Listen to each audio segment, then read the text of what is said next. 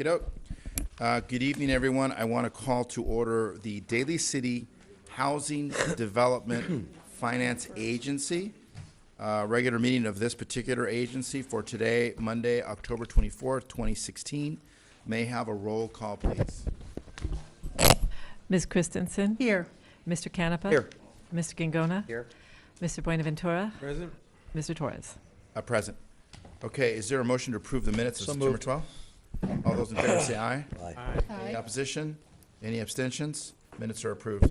Under resolutions, this is a resolution to approve the Oversight Agent and Program Administration Agreement for the Franciscan Mobile Home Park. I do have a caution that I do have one speaker card for this that will be allowed 2 minutes to speak. Do you want to do the presentation first, or do you want to hear the speaker first? Why don't you go ahead and do your presentation first? Good evening, Honorable Chair and members of the Agency Board. Before you tonight is a request to accept the resignation of Rasanow and Spevacek as Program Administrator for the Franciscan Mobile Home Park and approve a contract with Wolf Company to provide program administration services. Since 2002, Rasanow and Spevacek has served as Program Administrator for the park. Their job is to review resident data and certify that the park is in compliance with the affordability restrictions. They also certify annual income limits and rents, and they are involved in the interpretation and implementation of the regulatory agreement, which that ensures certain affordability provisions. In July, RSG notified the city of their intent to resign from their contract. The company has made an organizational decision to move out of the mobile home park program and oversight agent business. To that end, we began a search for a new program administrator, and proposals were requested from 3 firms. We are recommending the firm of Wolf Company to take over. Wolf Company comes highly recommended by several cities and lenders, and they currently serve as program administrator for 44 mobile home parks in California. Mr. Wolf was unable to attend the meeting tonight due to illness, although he does look forward to coming and meeting with staff and the council if necessary. And with that, I'm available to answer any questions you might have. Okay, any questions on this particular item from Ms. Obel?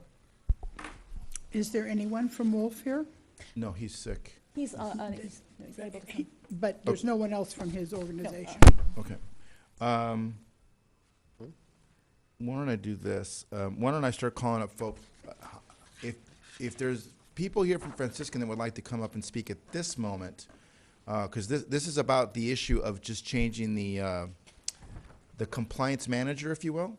But I'll allow you to speak on any issue regarding Franciscan Mobile Home. So you need to fill out one of these white cards, please.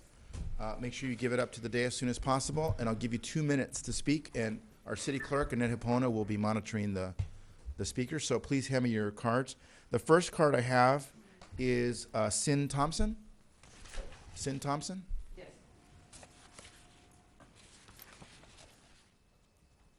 Good evening, Ms. Thompson. Remember, you have 2 minutes. Thank you. And for those of you who are or have a propensity to shout, remember you are taking someone else's time away from them while I calm you down. Ms. Thompson, go ahead. I don't think I'll shout. I'm not saying you would. However, council members, mayor, I'm very disappointed with the results of the study session that we had just a while ago, because we were made to understand that we would be able to talk at that session. Well, obviously, that was incorrect. But I'm really, really dismayed that you have apparently decided, without discussion with us, not to investigate the crimes and failings that RSG has placed on the people of the Franciscan. We provided you with information that you needed to show the fraud and abuse. Now we learn that you have decided, without our participation, to let RSG run away without scrutiny and plan a contract with another company, Wolf Incorporated. Who are these people? The city hired RSG. How do we know that this company will do its due diligence? RSG has not. Bringing in a new entity certainly will stall the transfer. My question is why, and why now at this point? Is this a cover-up? Or is it perhaps, as we now know, Link Housing is actively working on the transfer of the park? And we're really grateful for that. And will continue to work with us. Apparently, Daly City is attempting to add additional criteria for approval of the transfer that were not included in the settlement agreement, in the regulatory agreement, or the loan documents. So why is Daly City clearly doing everything they can to hold up the transfer? We have come to you in good faith. The people of Franciscan deserve better. Daly City needs to bring the abuse and fraud of RSG to light, hold off on this contract with Wolf, and comply with a court order that the city signed off on to transfer the park. Thank you. Thank you, Ms. Thompson. Walter Yap, or Yap? Is there a Walter Yap here? Walter Yap? Okay, I'm gonna move on. Jessica Lee? No. is here, Mayor. Uh, Yeah, he has to actually be physically. He's in the We'll restroom? come back to him. What's next? All right. Not like I haven't heard that one before. Jessica Lee? Jessica? Jessica Lee? You have 2 minutes. Good evening, Miss Lee. 我係一個嘅2013年搬入去嘅新嘅 owner，係 Jessica Lee is one of the many low-income residents in the park. Yeah. And what she's trying to say is, never had she been given a reduced rent. Are you acting in an official translator capacity? She gave me Yes. the permission OK。 to read what she wanted to All express. right, go ahead. And this is a legitimate comment here that I think all of you should listen. Waste your time. Here's Jessica, who is entitled to reduced rent, and she had never gotten any of this benefit. So the question is, where is the compliance on this? How much are you paying now for rent? $1,074. That's not a reduced rent, okay? And all that she wants is for her to be included in the list of the low-income applicants and for her to enjoy the benefit in the near future, right? Yes. Thank you. Okay, thank you. Mamie Zhu? Mamie Zhu? You have 2 minutes. Good evening. Hi, my name is Mamie. I'm here to speak for the resident. Most of the residents in the park, they are low income. They said, the people said this 101 home in the park is low income. They never know who it is and never pay the road rent than the others. So I don't know where the numbers come from. And also, comparing the rent, you said it's outside the house. We adjust the space. Why you rent the car space? Why you comparing outside the rent and we have to pay the same rent? What is the reason? So give us the answer. And also for transfer or maybe decide, those whoever want to decide the independent contracts, why you want to reside them? What is the purpose? We just want to know. Thank you. Okay, thank you. Bill Stepanovich? Where's Bill at? There he is. Evening, Bill. You got 2 minutes.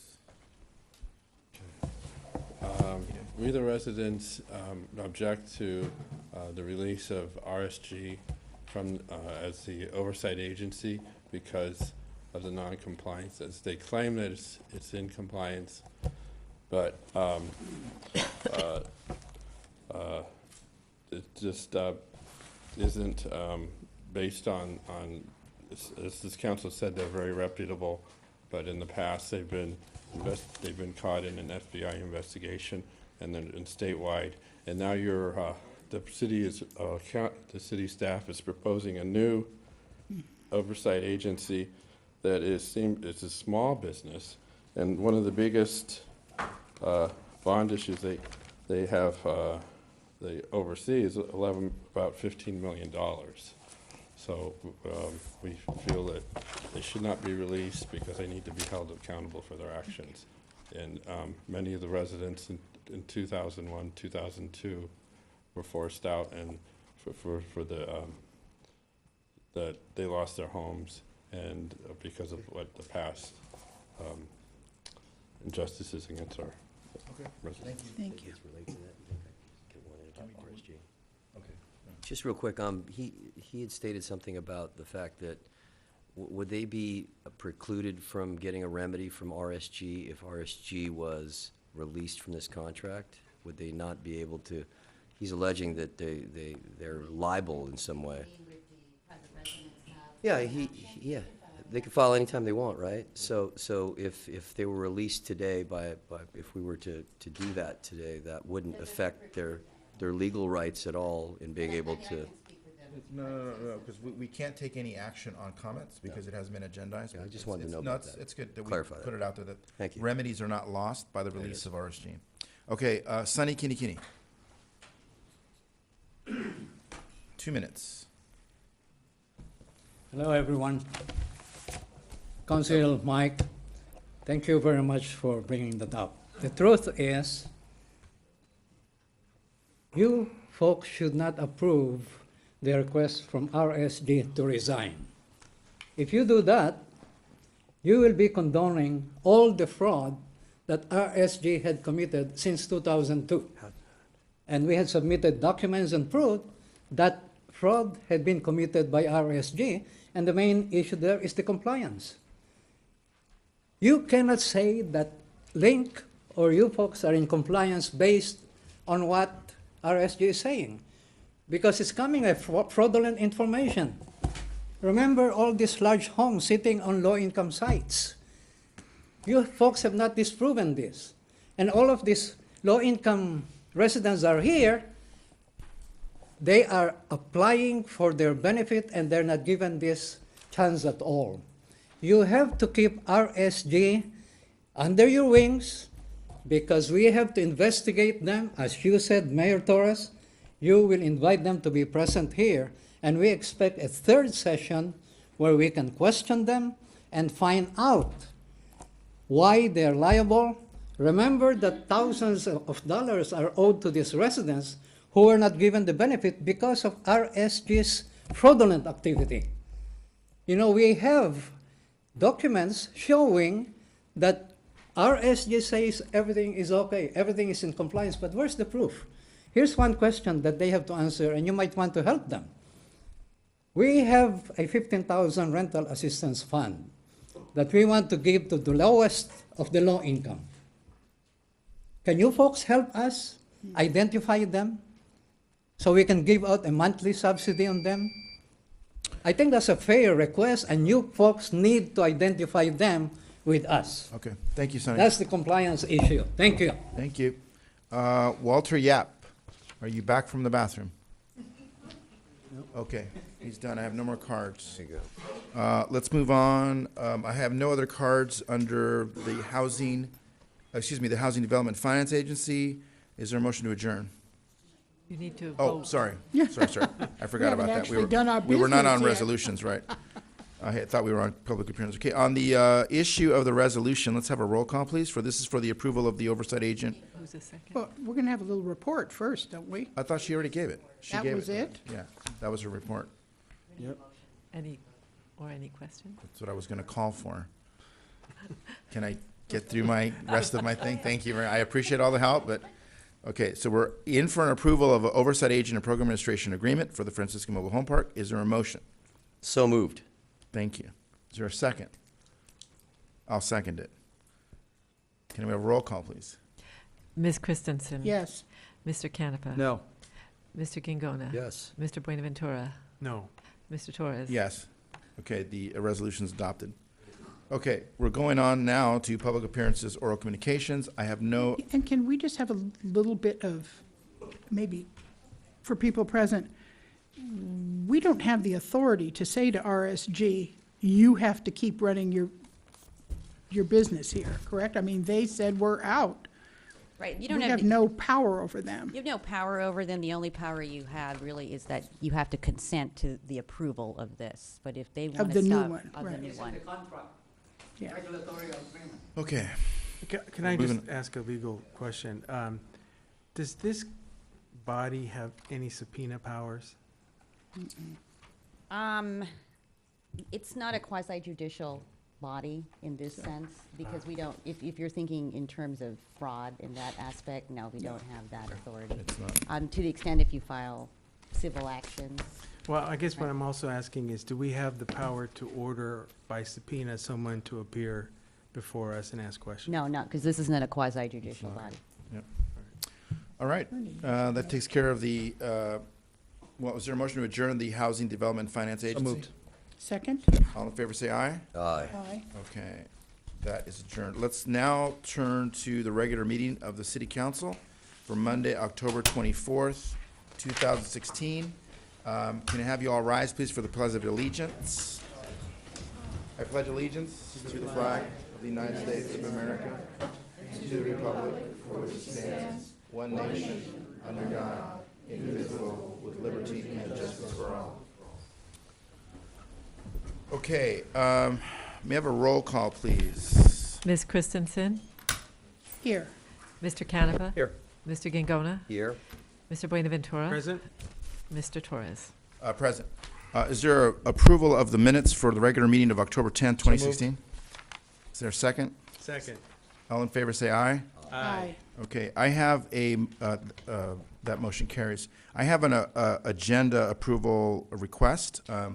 Christine Fuller, who's been our representative on the Vector Control Board on the mosquito abatement program, is here tonight, and she wanted to address the city council in an effort to say goodbye and thank you. So if, with your indulgence, can I just add her presentation to the agenda? Sure. And with that, ask for an approval of the remaining agenda. Is any objections? No. Okay, let's go ahead. Christine, Ms. Fuller, why don't you come up? Thank you. Good evening, Ms. Fuller.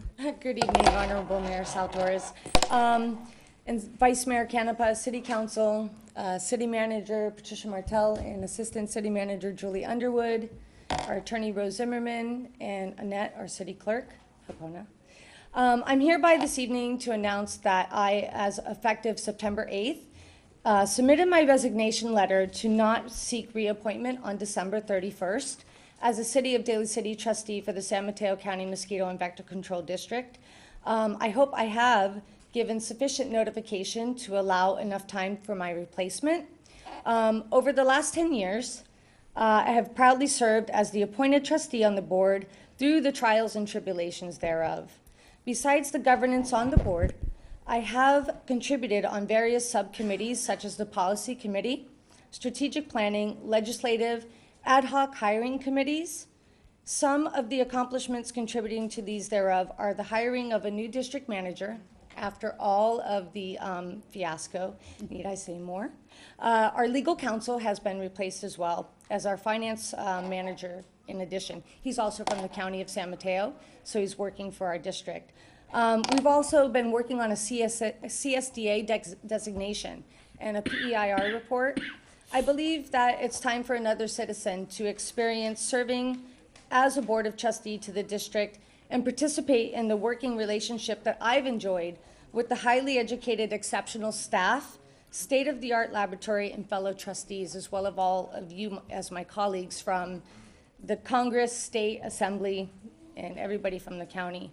I appreciate the support and trust that the City Council has given to me over the years, but it is with a heavy heart that I leave this position, as my mission statement to my residents of the city and county as a whole was to safeguard the health and comfort of the citizens of San Mateo County through a planned program to monitor and reduce mosquitoes and vector-borne illnesses.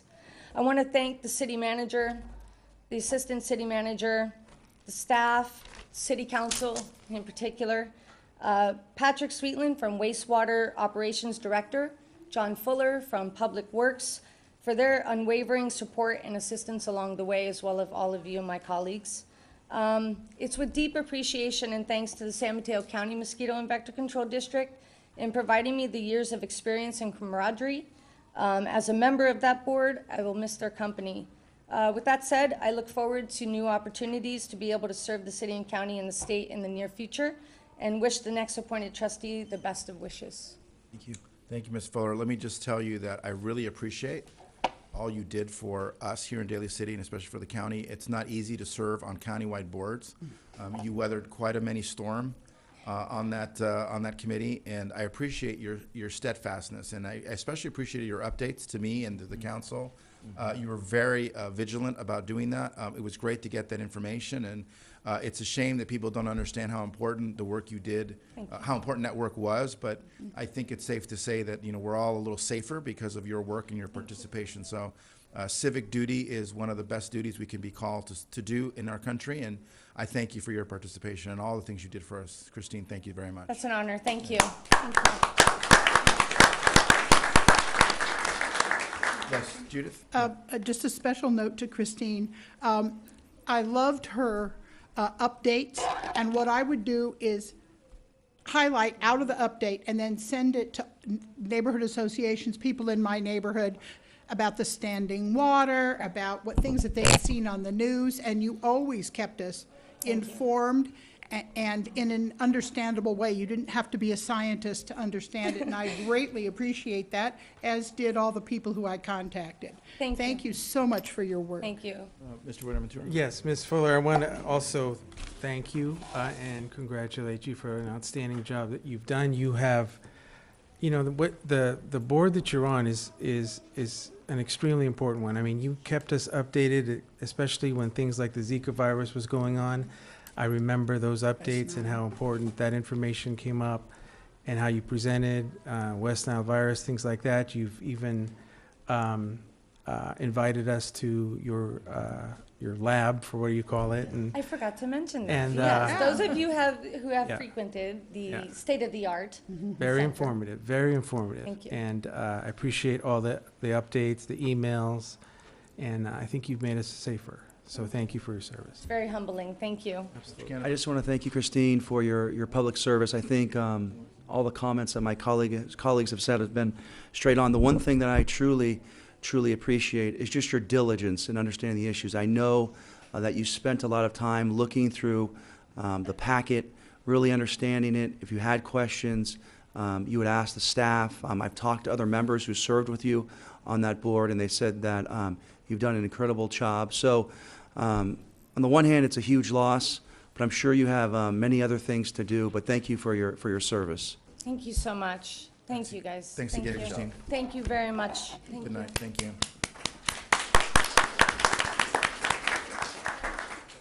Okay, under consent agenda, these are items that are considered routine and are approved by one roll call. We have two items. One is being pulled. This is item number 1. So as to number 2, this is the adoption of a resolution to amend recurrent and part-time hourly rate schedule. Is there a motion to approve that consent agenda item? Second. All in favor, say aye. Aye. Aye. Okay, item number 1, which is being pulled by Ms. Christensen, approving the annual agreement between the City of Daly City and the Daly City Como Chamber of Commerce for fiscal year 2016-17. Let me also acknowledge the presence of our Chamber President, CEO, Georgette Sarles, who's been here for so many years. Thank you, Georgette, for being here tonight. And to all of you on the Chamber who are here tonight, welcome. Ms. Martell. Thank you very much, Mr. Mayor, members of the council. It's my pleasure to present this report to you tonight, which is for your consideration, the approval of the annual agreement between the City of Daly City and the Daly City Colma Chamber of Commerce for fiscal year 2016-17. The council may recall that this item has been continued over several meetings in order for the mayor and myself to meet with the Chamber CEO, Georgette Sarles, and members of the Chamber Executive Board to discuss some of the terms of the agreement and to address some issues that are of particular importance to the City of Daly City in light of the fiscal challenges that we have been facing this last year and that the council faced in making some very difficult decisions during the budget process. And to the extent that this agreement has an annual value of $50,000, the mayor wanted to ensure that the agreement would reflect going forward more of a direct partnership with the city in terms of looking at opportunities for economic development activity and marketing activities that would help us in our efforts to strengthen the economic base of Daly City, to encourage new businesses, to support existing businesses, and to expand the number of members of the chamber that then translates into a heightened business activity throughout the city of Daly City. Towards that end, in the conversations that we held with the chamber CEO and with the members of the executive board, we did highlight several different areas that we wanted to place more emphasis on during this next year. One was to ensure that the city would have made available to it an up-to-date electronic version of the membership roster, which the chamber has indicated to us in reports each year that they have upwards of 500 members. The reason why this is of importance to the city of Daly City is that sometimes members of the chamber are current with their membership in the chamber, but they may not be current with their business license tax with the city. So we want to be able to cross-reference the membership roster of the chamber with our business license tax rolls to ensure that every business that is a member of the chamber also holds a current and paid business license in the city to operate. So that's the reason why we are requesting the chamber's support in providing us with that electronic roster so that we can do that cross-referencing each year. A quick question, Pat. Yes. If you're in the Chamber of Commerce and you're a member, do you specifically, is it only for Daly City, or can you be from South City? Can you, what is the requirement to be a chamber member? So to be a chamber member, you can be a business and pay the membership fee. You do not have to be a business necessarily located in Daly City. However, if you are a business located in Daly City, concurrent with your chamber membership, you have to have a valid business license to operate here in Daly City. And sometimes chamber members may be valid on their chamber membership, but when renewals come up for business license, they don't take action. They might be delinquent on their business license tax that they need to pay annually as well. And so that way it's easy for us to cross-reference and see if they have a valid chamber membership, then they should have a valid business license. And if they aren't, then we can follow up on it and ensure that that business license gets taken care of. Who looks through that? I mean, so you have a staff person who will basically... We have a staff in our finance department that are responsible for the annual business license renewals. We send out letters, but oftentimes, if we don't know new businesses come in, we may not get them in the annual renewal process. We do hire an outside consultant that does check other means from the county rolls to be able to assess whether there are properties that are commercial properties where business is located, and then cross-reference with our tax files to make sure that in fact they have a business license. So we do this anyway, but having the chamber roster and having an idea of who are the valid chamber members helps to expedite that first review to make sure that all of them have a valid business license. Okay, thank you. In addition, the mayor was very anxious to have the chamber assist the city with joint marketing programs and promoting the economic benefits of conducting business in Daly City. And so we had some conversations about how we could have sort of a task force kind of response when we hear that there's potentially a new business coming into Daly City, to have representatives from the chamber join us in conversations with those businesses to cite what the benefits are of being a business in Daly City and a member of the chamber.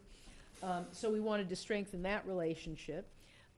We want to ensure that the chamber is maintaining an up-to-date website with all the links to the city's website to ensure that businesses who are thinking about locating in Daly City, may not currently be a member of the chamber, but are thinking of locating, have access to all of the information they need about Daly City, the economic base here, housing available for potential employees, and a whole range of different things.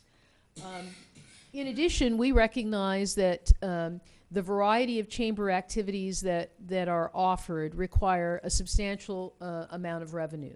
And the chamber has both membership revenue. They get contributions from the city of Daly City and the city of Colma.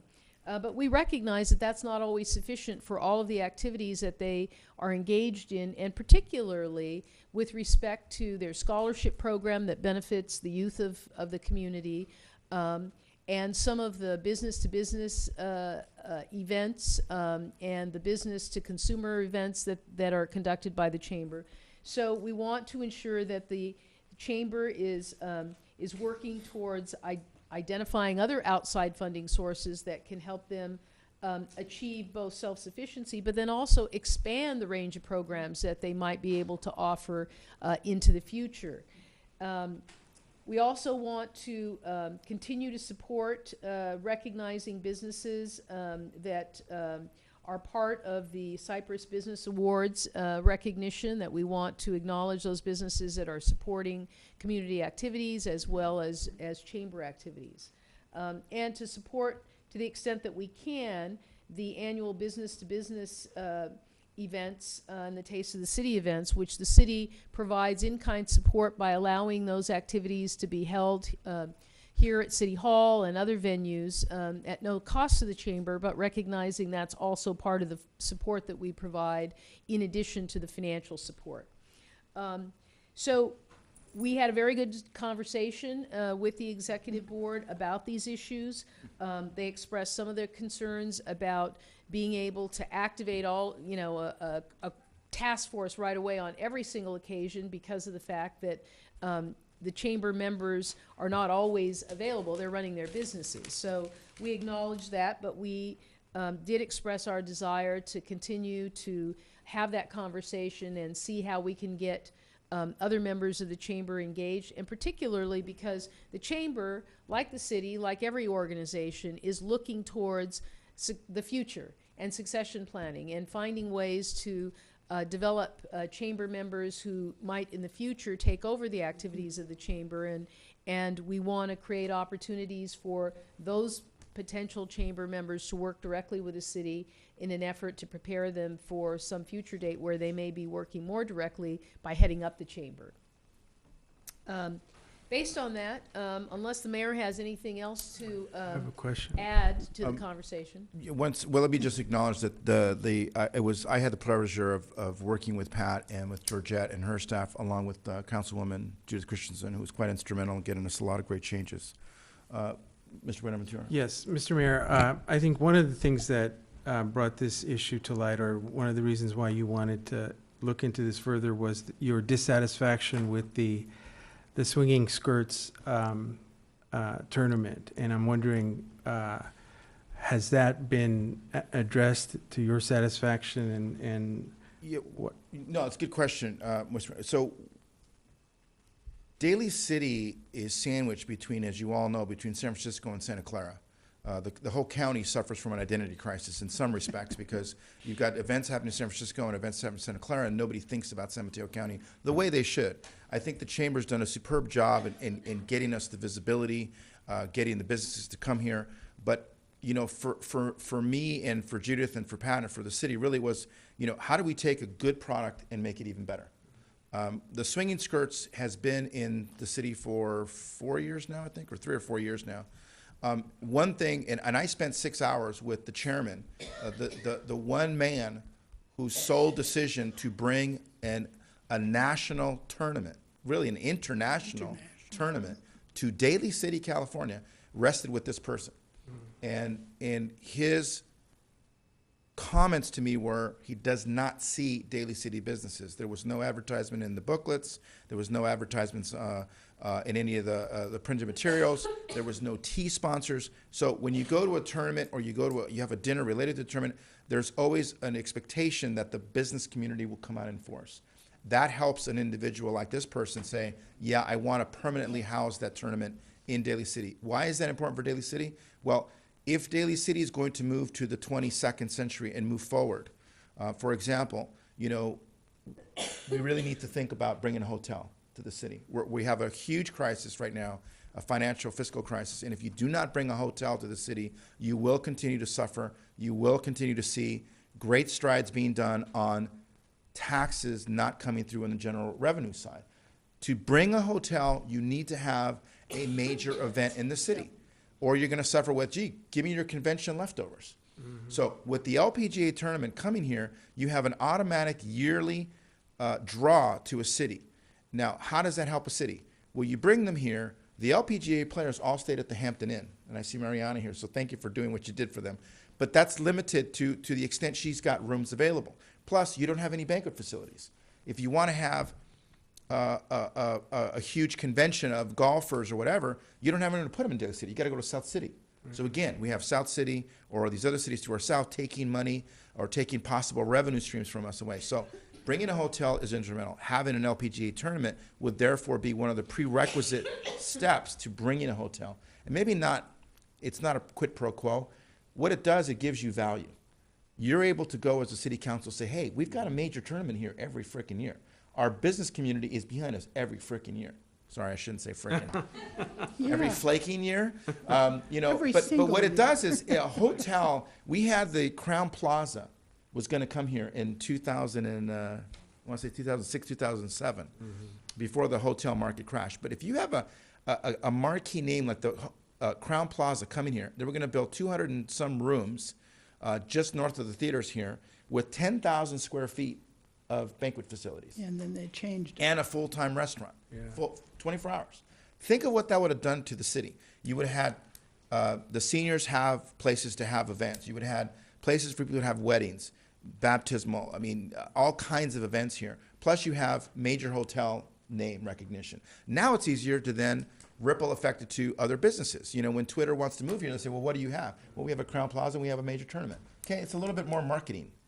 Right now, we don't have that. So really it was is a way to work with Georgette and her team and say, look, how do we take a good product and make it even better? And what we try to do was do that by taking it, if you look at Article 15 on page 204 of the agreement, we try to add a few more things to it, to add a little more texture to this agreement to say, look, when we've got these economic development events, what can we do together, working as a city and a chamber, putting a task force together and going after those people, going after the LPGA or whatever entity wants to come to Daly City and say, we want to put an event there. How do we go after them and say, look, I've got Georgette and her team working with Pat and her team. Together, we can be your source of information, your source of extra person power, or whatever you have it. And then the people that are bringing those businesses here will say, hey, I got full participation from the city and the business chamber. Boom, you got a home run. So I think, to me, and I'm comfortable with it because Georgette and her team were comfortable with it, and Judith was, like I said, instrumental in helping us get that language in here. I think we have an agreement now that has the right kind of elements that you'll be able to adjudicate every year, saying, you know, to the public that comes and says, why are you giving $50,000 to them? They're not doing anything. We say, well, they are, and here's how they've done it. They've done it before, but here's how they're doing it even better.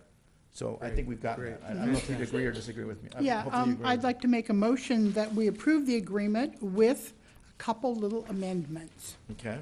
On page 2, top paragraph, last. Number five? Number 5, last line.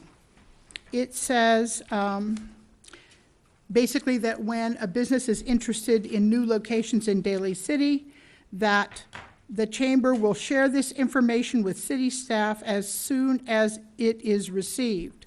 I'd like to change that to say as soon after it is received as possible.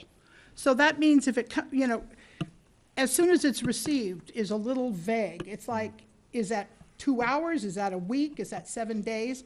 And they'd feel a little bit more comfortable saying, okay, within a couple days, we can get that to you.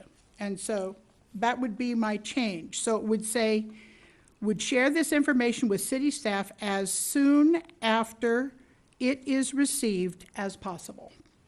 Doesn't really change the intent, but it makes a little more comfort. The second one is on page 3, item 15E. You'll notice that in item 15, there are a number of conditions of what the chamber is expected to do, and many of them say to do something or to initiate a process.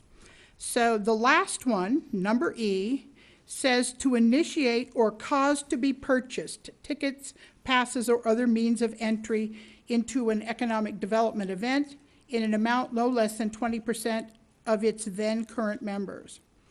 I'd like to have this one changed so that it's more in relationship with the other ones, that it's purchase, that the chamber will purchase or initiate efforts to cause to be purchased, tickets, passes, the rest of it, for 20% of the current chamber members. That they're going to put an all-out effort, but does not put the demand that that effort reach the 20% mark in actual ticket sales.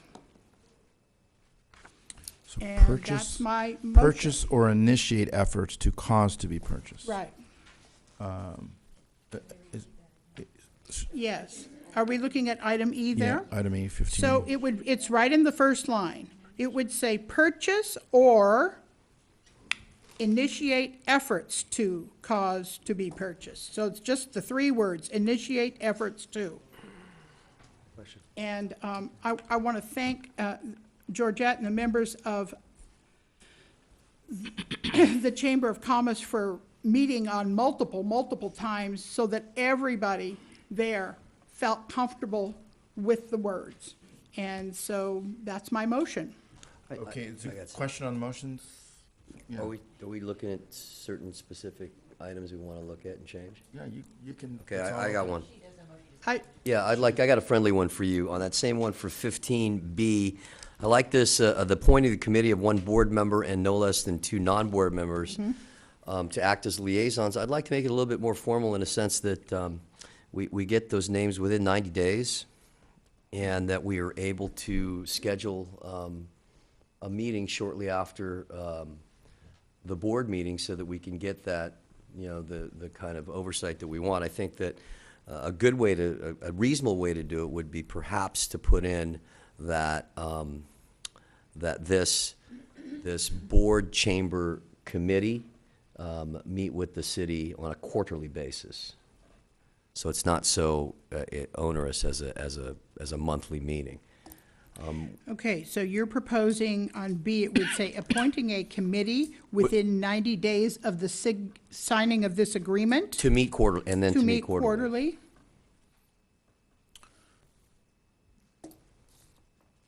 Are you okay with that, Georgia? Yes, absolutely. All right. So the first meeting then So- would be in the first quarter of Of the, 2017? yeah, 2017, yeah. Yeah. Yes. Which is So you could perfect. start off B by saying within 90 days, comma, Mm-hmm. appointing a committee member, and then end it by saying, and this committee shall meet within the quarterly, beginning with the first quarter of 2017, or fiscal year 20, well, no. Perfect. Sorry.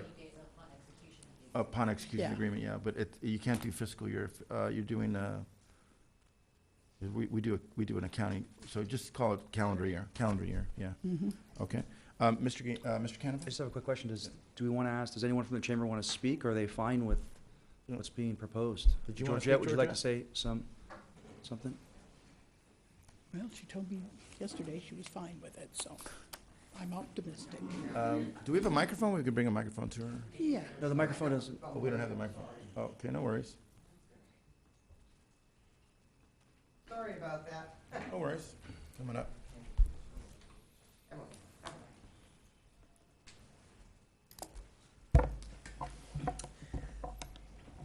Good evening, everybody. Good evening to the council, the mayor, everybody that's in the audience, everybody. First of all, I'd like to thank everybody for supporting the Daly City Colma Daly City Chamber of Commerce. I don't think you could find a better group of people working diligently to make this what it is. And what it is a conduit from thriving businesses to a council that's ready to adopt them in the attempt to try and make Daly City better. That's the big thing here. The resolute is to make this city thrive. We live in a day and age that we are faced with all kinds of problems and issues. And the biggest thing we can do is not forget to work at it every day, to try to brainstorm things and get into a better mode where we can advance and advance in a very positive way. And that's what our chamber is all about. We have had a lot of talks and discussions on making this better for both entities. I want you to know that we are behind your business community 24 hours a day. I have it on every piece of publication coming out from the chamber. There's a telephone number on there, and I mean it. You can call me any time of the day or night. My roommate, a 20-pound schnauzer, will not object. And I will take your calls and help you any way I can, so long as God's willing. So, but I wanted to say one thing too. This documentation is great, but I want to implore you to realize one thing. We'll do the job. We'll do the job, believe me, diligently, as best we can. But we need the input from you people. We're not getting that, and we need it. When people come to you for business licenses, and they're interested in businesses, let us share, bring them to us so that we can help them, facilitate them in the different directions to get in here and come to Daly City. If they come to us, we're gonna bring them to you right away. But I have to know about who to contact and who to talk to. And we're not getting the information that we need in order for us to do diligence to what you're asking us to do, okay? And I'd like to also say to you that the Chamber would have really done anything it could for swinging skirts. And I am very, very sorry we were not involved. We tried to get involved. We were not able to get anywhere. And the only thing I will tell you, you're absolutely right on the hotel scene, because we fielded all the calls for swinging skirts. And the majority of the calls, 99% of those calls were, where's the hotels? Mariana's loaded over here. Thank God for the Hampton. But where don't you have a hotel? Well, where should we go in San Francisco? Should we go down the peninsula? I'm not going to send them either way. I'm going to send them here to our business community, to our city, you know. We need a hotel. I'm sorry I blew it. I should have been more alert, or you would have had a hotel up in Seton Hospital. Believe me. And I would have made that Cardiac West, which I should have. I had Benioff, I had Nikolai, and I had Patel. I had myself. And we were ready. We wanted to take that place and bring it into the 20th century, the hospital, make it Cardio West, so you have the implantation from both 280 and 101, have those families come up, take care of all the cardio work, have a place to stay, and pay and make a beautiful hotel with it. And if you're smart, put underground parking, which is going to be financially where the money is in the future. Just look at San Francisco. And we would have been on our way. You would have brought money to the community, the city who needs it, to the residents, to the people that work there, to everything. And you would have been answering all these questions: where are we going to have a conference, or where are we going to have this, or how can we bring these people in? Hotel, folks. We need a hotel. And that's what that would have been, and it would have been fantastic. And it's my fault that I didn't jump on it. I should have been more involved, and I didn't. But let there come another time, believe me, I'll jump right out there in the middle of traffic if necessary. Okay? I don't think you have to do that. I will tell you one thing. Thank you, David, for asking me to speak, by the way. You're welcome. Thank you very much for listening to me. It's been a pleasure. Next week, I'll be in this business in Daly City 55 years. Ooh, all right. 55 years. And I want to tell you, I give back to this city anything and everything I can with my whole heart, because I love it very much, and everybody and everything that's in it. And I thank you very much for all of your considerations of the Daly City Colma Daly City Chamber of Commerce. Thank you. Georgette, before you leave, let me just, since I don't get a chance to see you very often, this is my penultimate meeting ever. And let me just thank you for the years of service. Let me thank your staff, who does a tremendous job putting on these events. Let me also thank anyone who's here from the Chamber for all the support you've given this city throughout my 20 years. It's been really a wonderful thing to see the partnership between the city and the business community. So I really appreciate all the years of service you've given to the city, and it's been a joy. Thank you very much. It's been a privilege. Thank Deep you. in my heart. You know, I love my husband and my 20-pound schnauzer, but I love my Daly City. I know you do. Thank you, much. Georgette. Appreciate it. Okay, so there was a motion that was there was a friendly amendment accepted. Is there any other comment, or are we ready for a second? Second. All right, let's go ahead and do, all in favor, as Aye. amended? Let's do a roll call, yeah. Do the roll call. Ms. Christensen? Yes. Mr. Canepa? Aye. Mr. Gangona? Yes. Mr. Buenaventura? Aye. Mr. Torres? Aye. Okay, the agreement's approved. Thank you very much, Georgette. Thank you very much, Chamber. Thank you for being here. I appreciate your patience. All right, that takes care of our consent agenda. We're moving on now to public hearings. Item number 3, this is the item involving the conduit financing for the Brunswick Senior Apartments. Mrs. Obel, good evening. Evening.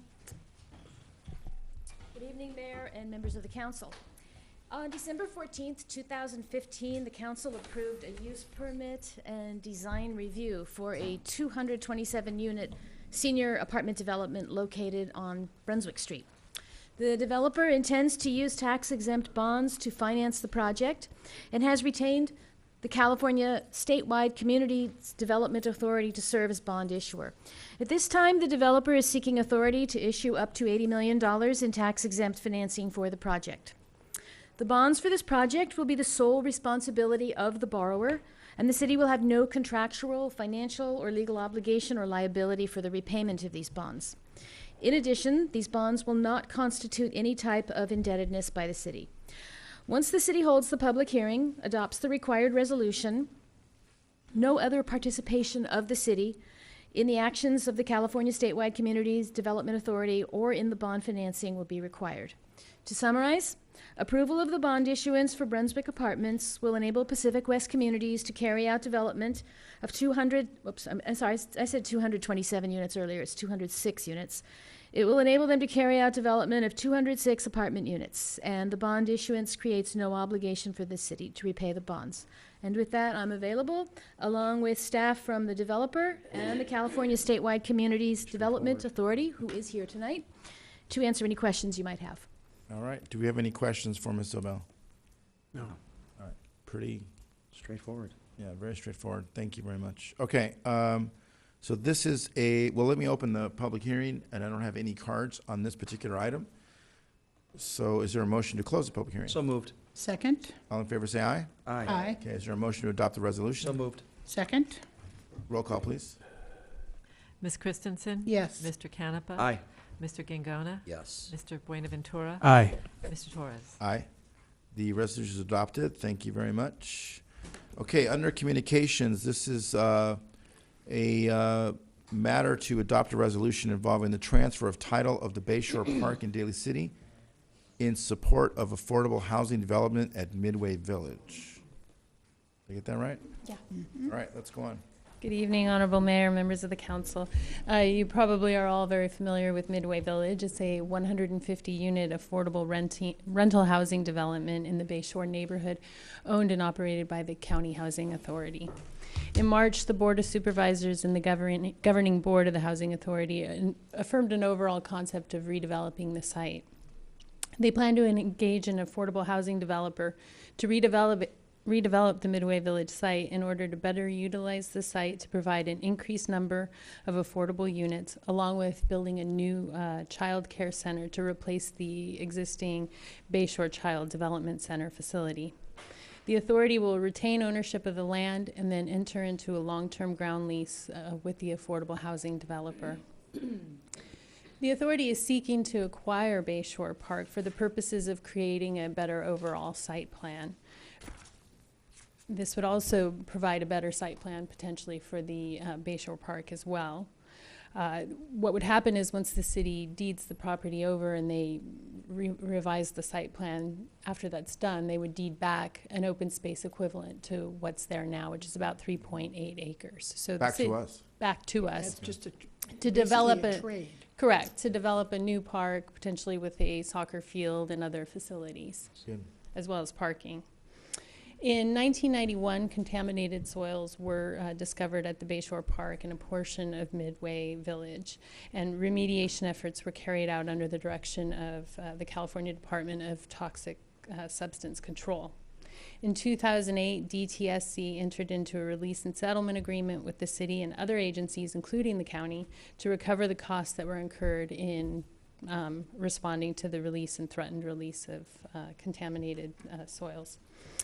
At that time, the city and the county entered into an MOU, and at the time, that MOU identified the potential transfer of title and with the consideration of the authority paying the joint and several remediation costs. There's a draft term sheet that the Housing Authority and Daly City have negotiated. It establishes the terms where the city will transfer fee title of the park to the authority in consideration for the authority, satisfying the joint and several response costs, the remediation costs, and the carrying charges already incurred by Daly City. The city's obligations and incurred costs are approximately $739,000. $295,000 are roughly the costs the city's already incurred that would be refunded, and then the remainder of that would be the costs that the city would have expect to pay over time. So with What's that, the term? Huh? What's the overtime? What's the term? So if we pay it before October 27th, it's a lower amount, but it's a 10 to 15 year term. Okay, thanks. so with that, staff is recommending that. Oh, Just a question, is this, so when you're talking about the redevelopment that they're gonna redo Midway, and I'm gonna harp back to an item that I was very concerned about, which was the school, Robertson yes. School. Yeah. When they sort of kicked that, when they kicked the poor people across the street that I was so upset about. Yeah. Yes. This is the part of the street they kicked them over to? They're gonna redevelop They- that part? Or is this they- not the part? What they were doing is transferring, the school district owned a piece of property adjacent to Midway Village, which is where the child care facility is located. So they are dedicating that half-acre parcel to Midway Village. So now Midway Village will have their site, the half-acre that was dedicated from Robertson Development, and then would have the ability to use Bayshore Park in their site plan. The overall, To envelop the changes that the Robertson School transferred to them. yes, Yes. in part. Okay, okay. And then to do further redevelopment of their own site. So Got it. in essence, the project as proposed is really a win-win for everyone because Midway gets redeveloped and expanded. Which it needs, yeah. Which it needs desperately. The very, very dilapidated Bayshore Child Care Facility will be demolished, and a new child care facility will be incorporated into the new Midway development. So Peninsula Family Service will have a new facility to provide child care services. And most importantly, Bayshore Park, which is really an underutilized park in its current configuration, with the potential for us to develop a soccer field there. There's such a huge need for soccer fields space and time in Daly City that we feel that that's going to be a huge amenity potentially for the future of that location. So everybody benefits from this project. Okay. I do have a card on it. Gabrielle, you want to speak on this issue? Okay, you have 2 minutes. Good evening, Gabrielle Maxman. So one thing I'd like to just point out is that if you talk to anyone in the community in Bayshore, they are really desperate for amenities. And this recent project that is being developed at the old school, they're really disappointed that that didn't come with any amenities. They're very disappointed that the deal with Cow Palace fell through, with Leland Yee going to jail and the bill not passing.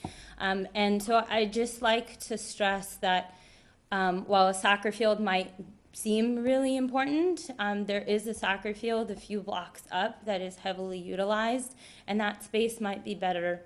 It's in San Francisco, it's not part of Daly City, but there are a lot of Daly City people that utilize that space. And I think that we should consider hearing what people from that community want. There's no one here today, but I've talked to a lot of people from there, and I'm speaking on their behalf that they want amenities. They want a grocery store and not grocery outlet, and they want someone to care about them. And so I just wanted to be here to speak on their behalf. Okay, thank you. Okay. Question. Yeah.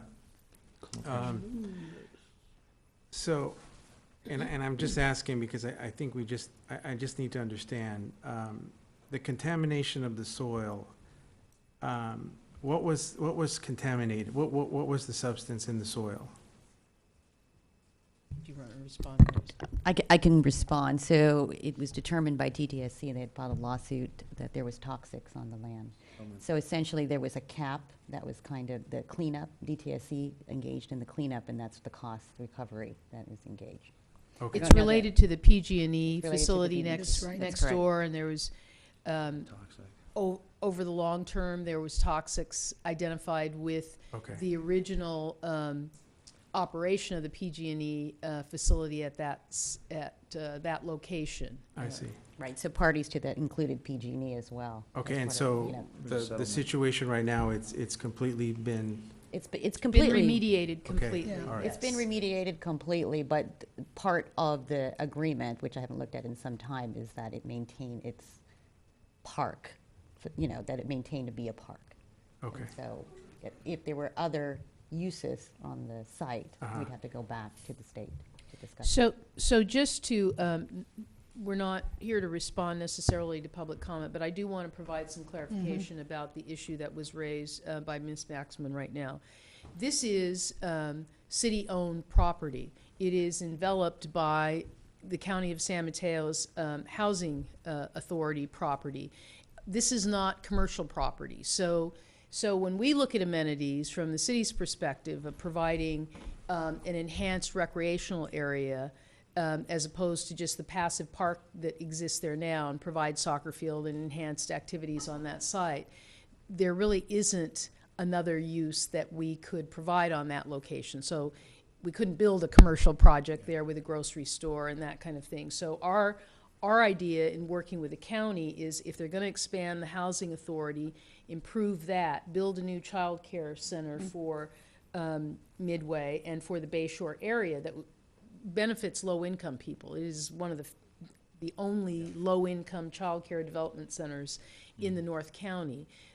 Then there needs to be some recreational activity for the residents at Midway as well. And so that's why when we talked about the amenity being a soccer field and that kind of thing, while there may be one in San Francisco nearby, we don't have one for Daly City residents to utilize in that area. And it is one of the most heavy uses that we have in Daly City is for soccer fields. So Yeah, and I can tell you as a coach of soccer teams, not that you guys all want to hear this, but I'm going to do it since it's my penultimate meeting.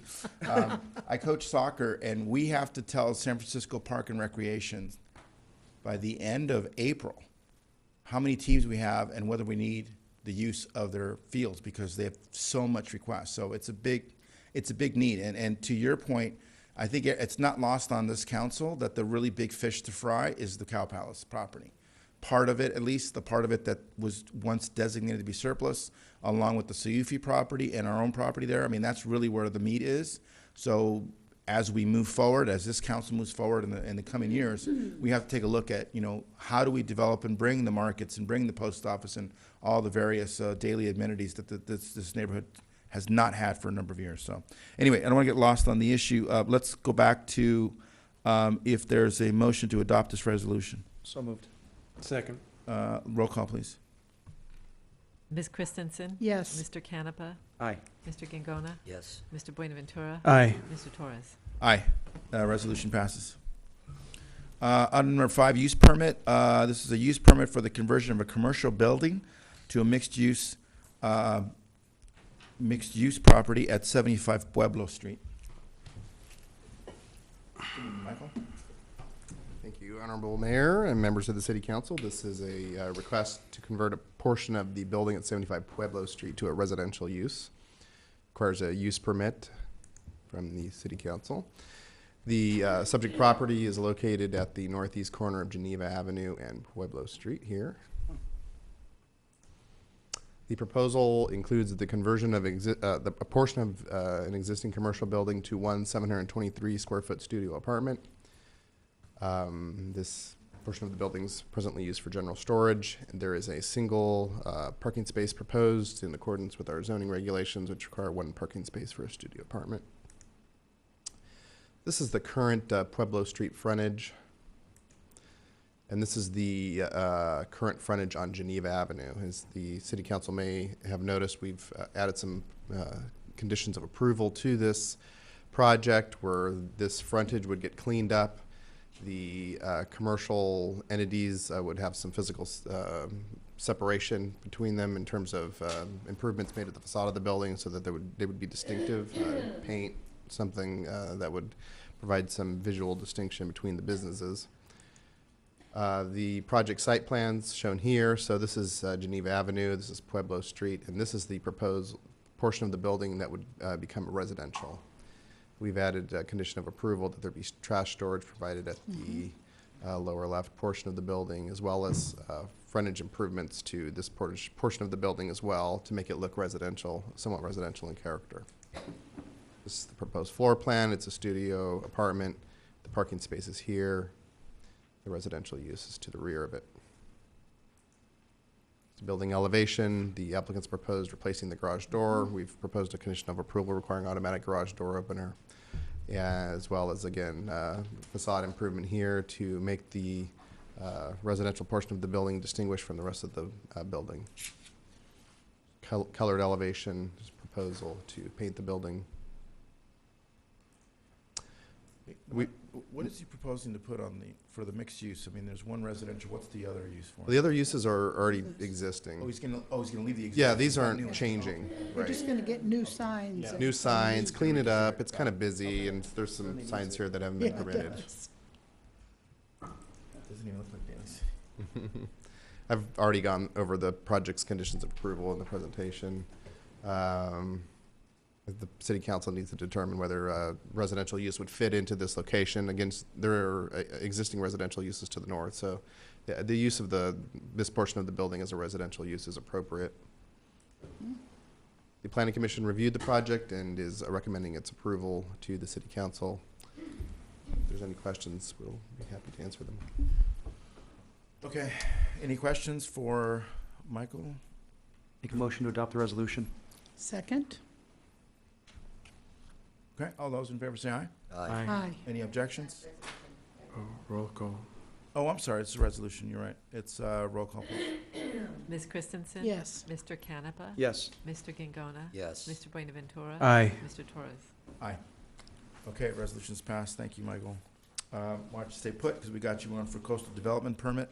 This is a use permit for seawall repair at Muscle Rock Landfill at 150 West Line Drive. So, thank you, Honorable Mayor, council members. It's a coastal development permit. We call it a use permit, process it as a use permit for the annual maintenance activities at Muscle Rock. This year's maintenance activities essentially, and this is a site location map, essentially include repairing areas of a damaged seawall that were damaged during the last year's storms, replacing, repairing, and cleaning existing half-round corrugated metal pipe that's used to route surface water off the site. And again, as indicated in the staff report, and the council members are probably aware, this is a closed garbage dump. The whole idea in these improvements is to make sure that the garbage that's encapsulated on the site remains in place. Removing water from the site as quickly as possible, and in rainfall events is very important. So that's the reason for the metal pipe maintenance, as well as, of course, damaging or repairing the damaged seawall. We have some site photos to provide the council some idea of the damage to the seawall. So the repairs in this area would include installation of additional riprap at the base of the damaged area. Additional permitting would be required from the Coastal Commission for this work, and that would come after, should the council grant approval of this coastal development permit. There's another photograph of that damage. Riprap would be placed in this area. This is the corrugated metal pipe. It needs to be cleared out.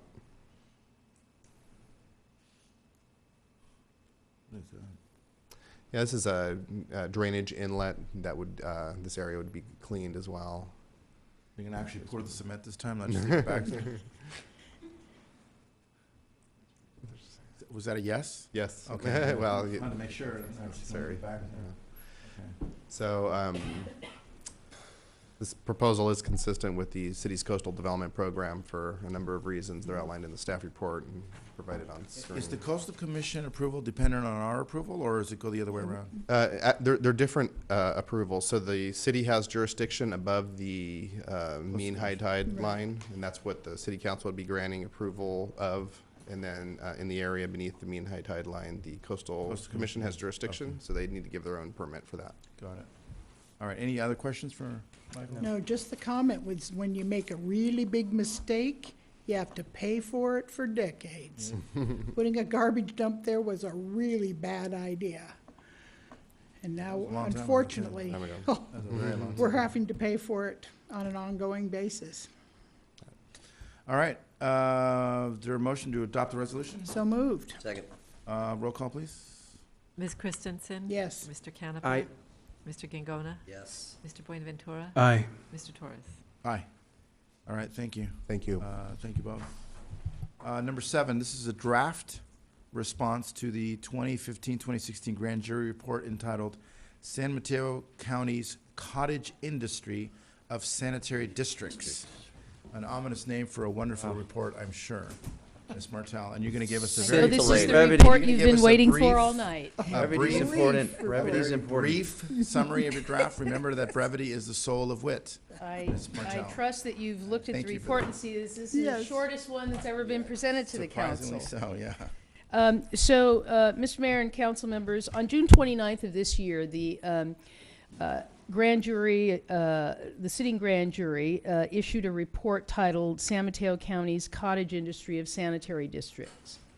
The report focused on 6 independent special districts which operate as sewage collection agencies. The grand jury determined in that report that having many small agencies presents a whole variety of problems in the areas of public accountability, fiscal responsibility, and operational competence. And in fact, the findings and recommendations of the 2015-16 grand jury report on this topic are based on these 6 districts. They are the East Palo Alto Sanitation District, the Bayshore Sanitation District in Daly City, the El Granada Community Services District, Montera Water and Sanitary District, the Westboro Water District, and the West Bay Sanitation District. And although Daly City and our own sewage collection and treatment agency, the North San Mateo County Sanitation District, was not a subject of this particular review by the grand jury, we were requested to review 2 of the recommendations that were contained in the report. And basically, they relate to 2 of the agencies that our North San Mateo County Sanitation District has some interactions with.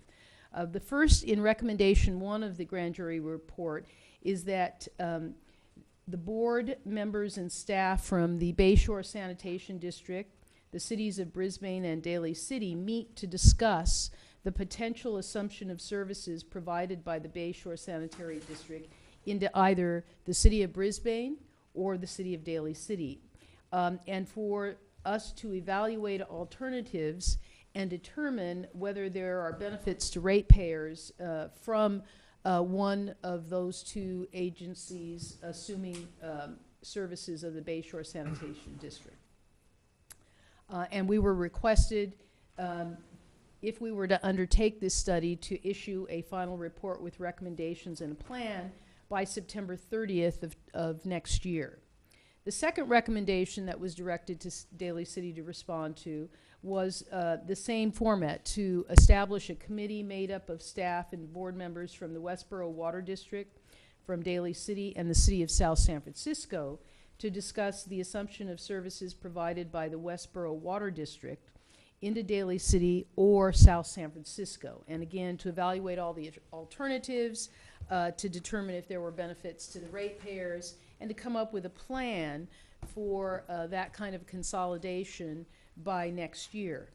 So we did meet, and I have provided a draft letter of response to the Honorable Joseph C. Scott, who is a judge of the Superior Court, who's responsible for the grand jury.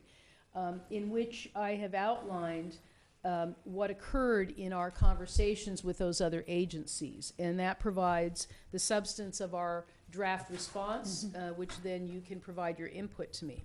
So in the draft response letter, with regards to recommendation number 1, which is for the cities of Brisbane and Daly City to meet with representatives of the Bayshore Sanitation District to talk about a potential assumption of services by one or the other of our agencies. I reached out to the city of Brisbane and got agreement from the city manager of Brisbane to meet and to form the committee to review the potential for assuming services.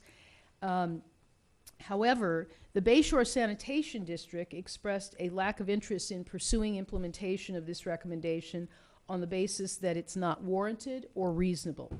The district indicated its awareness of all the alternatives and disagrees that there is any benefit to their ratepayers in allowing either Brisbane or Daly City to assume operational services, and they further disagree that the Bayshore Sanitation District facilities would be maintained at any higher standard than that which they provide if either Brisbane or Daly City were to take over the Bayshore Sanitation District services.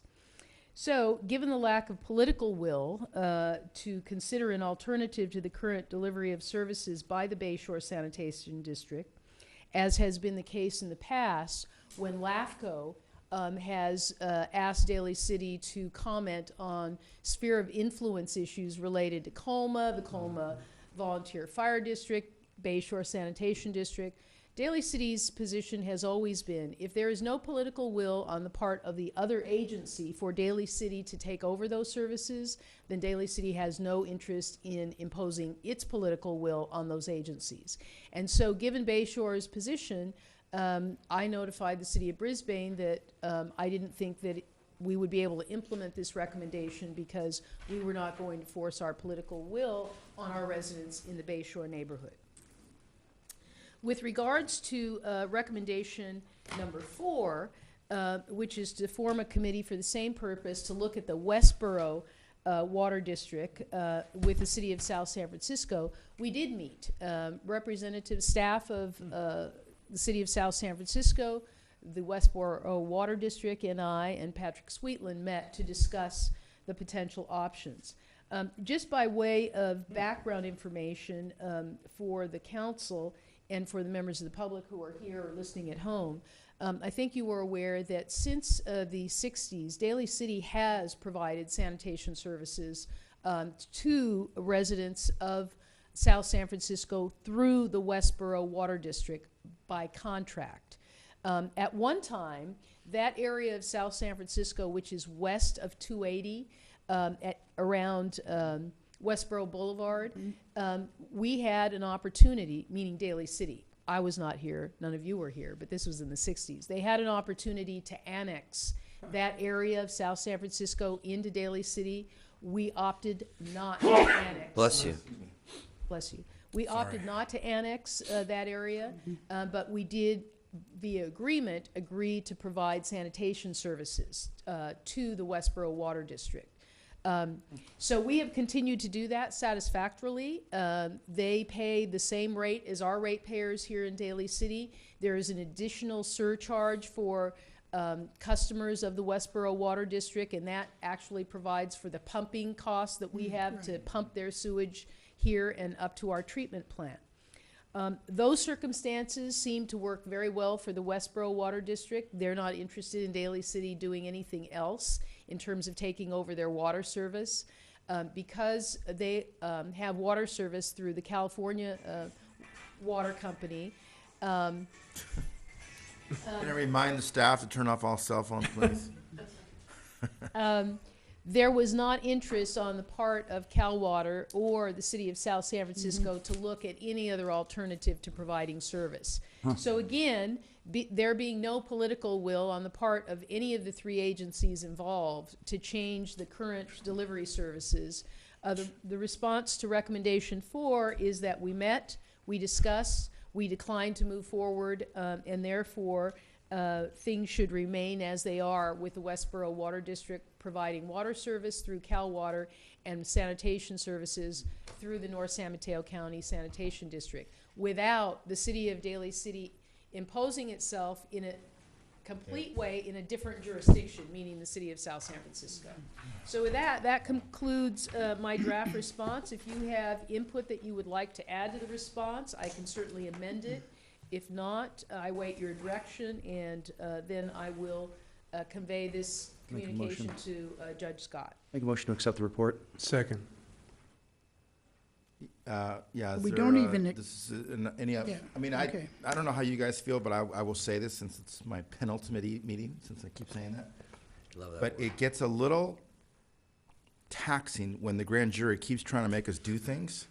And if this is the function of the grand jury, somebody needs to, maybe a PS, maybe not you, Pat, but somebody needs to tell them to stop telling cities how to run over each other, because it's getting a little tiring. This is not the first time you've come with these kinds of recommendations. The grand jury says Daly City should do this or South City should do that. I mean, I don't know, maybe I'm speaking out of turn here, but I just, if we can add something here saying that, in the future, we don't need a grand jury to tell us how to run a city or how to try to impose will, but it just seems a little misuse of our government time. All right, I'm off my soapbox. There's a motion and a second. All in favor, say aye. Aye. Aye. All those against? All right, motion's accepted. Let's go on to public appearances, oral communications. First card is Marion Mann. Marion, are you still here? Hi, Marion. Welcome. You have 2 minutes. And it starts now. Just kidding. How you doing, Marion? See what happens when you push 80. Good evening, Mayor and Councilman. I'm glad you're all seated because the bomb I'm about to drop on you would shake you up. Wow. 2 months from tonight, we celebrate Christmas. So it's time for the 17th annual Holiday Decoration Contest. Great. And of course, there's other little cities that we help out also. But I will be sending out the letters to the various homeowners associations, letting them know that, this is happening. And it seems all together done. Again, Republic Waste Services will sponsor it. And, it's just going to go on again. Then we'll go to the 18th. But there is one thing I'd like to tell you before I leave. I am so glad that this electrical, if you want to call it, full of electricity, election process is about one of the worst I've seen, no matter how long I've been here. And so I'm hoping that next time that people show a little more respect. It wouldn't hurt. And then it'd be easier to vote. The way it is now, I hate even seeing any of the signs. But have a good night. All right, thank you, Ms. Mann. Gabriella Maxman. 2 minutes. Thank you. I'm Gabriella Maxman, and actually this is a piggyback on what Marion said. I have to say that I'm really shocked and disappointed about the state of Daly City politics. As a newcomer wanting to help the city, I'm shocked that both the vice mayor, council members, and the candidates that they're endorsing, encouraging, and nurturing have worked together to intimidate, spread rumors about me, and force me off corners. Many others are telling me that they're being intimidated into not publicly supporting me.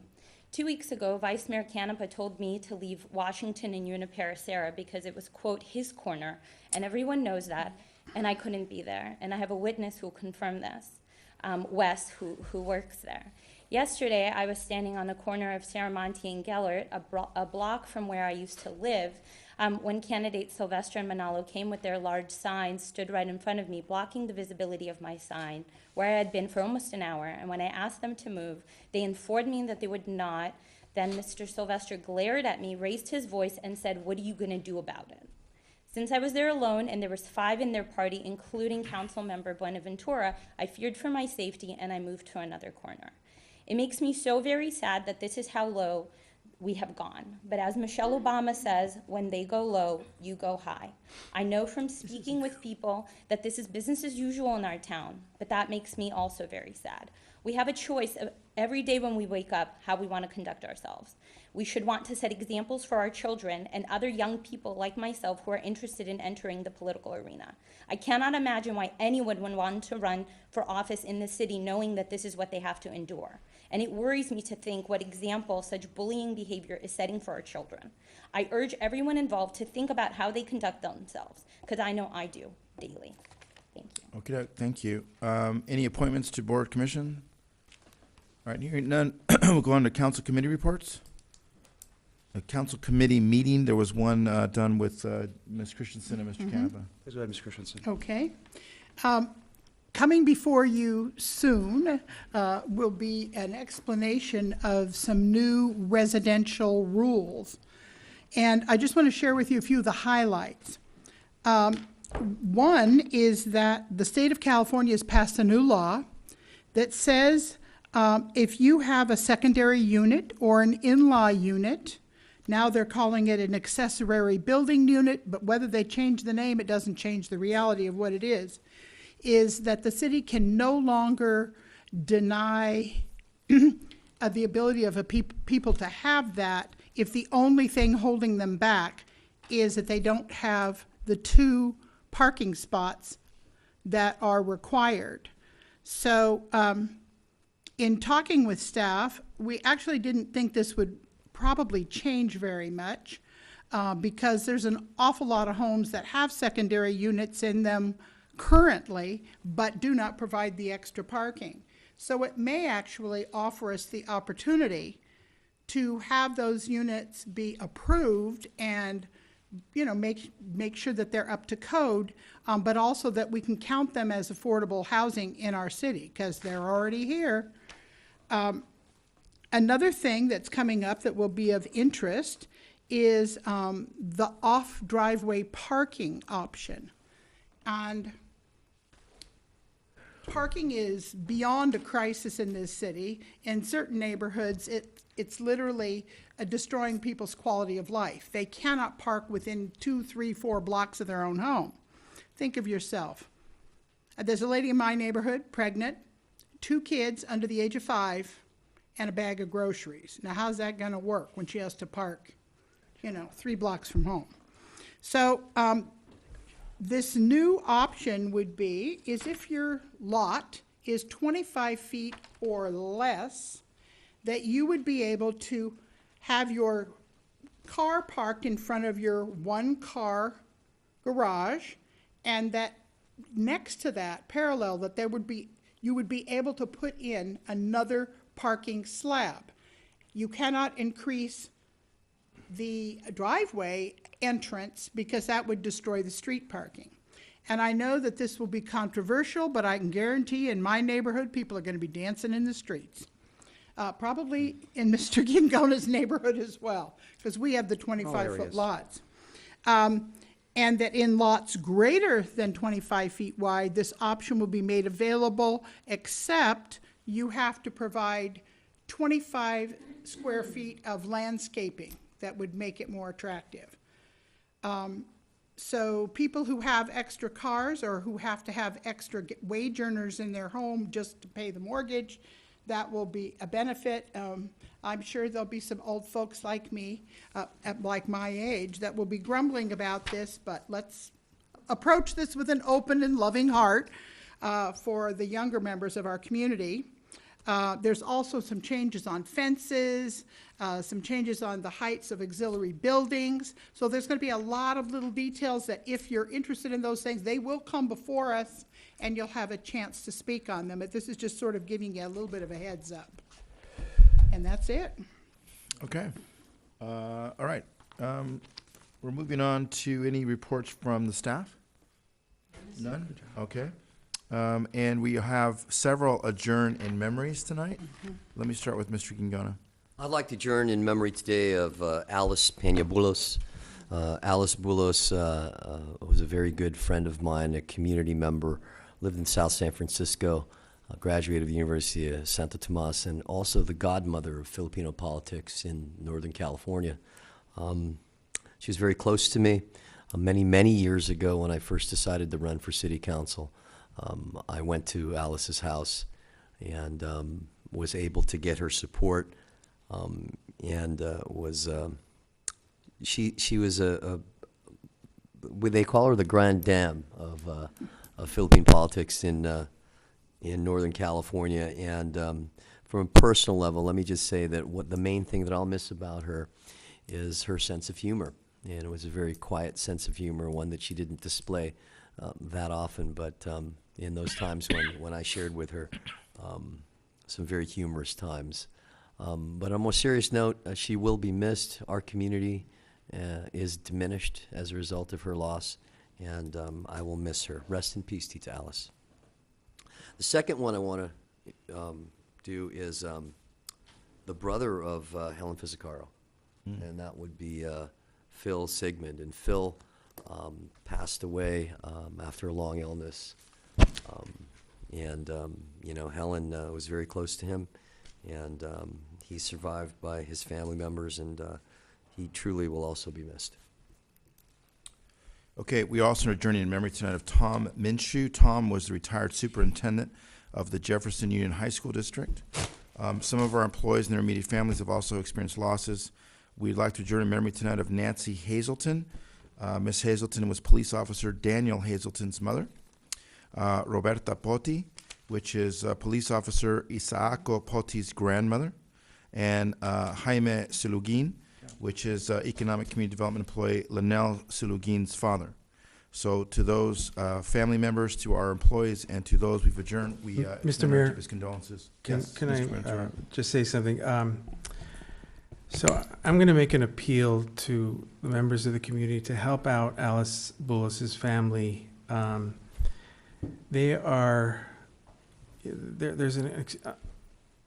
It's very expensive that what they're going through, and if you could help with some donation to cover the funeral expenses, services, memorials, some leftover medical bills, the family would really appreciate it. And you can do that by either going online, just go on GoFundMe. There's a GoFundMe account for her.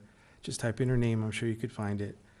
Or you can send a check and you make it out to Tomashans USA, care of Alice Bullos, and you could send it to 2444 Liberty Court, South San Francisco, 94080.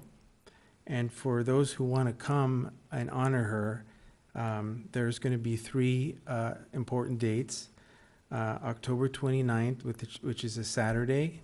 That's going to be from 4 to 9 at Dugan's, where it's going to be the viewing.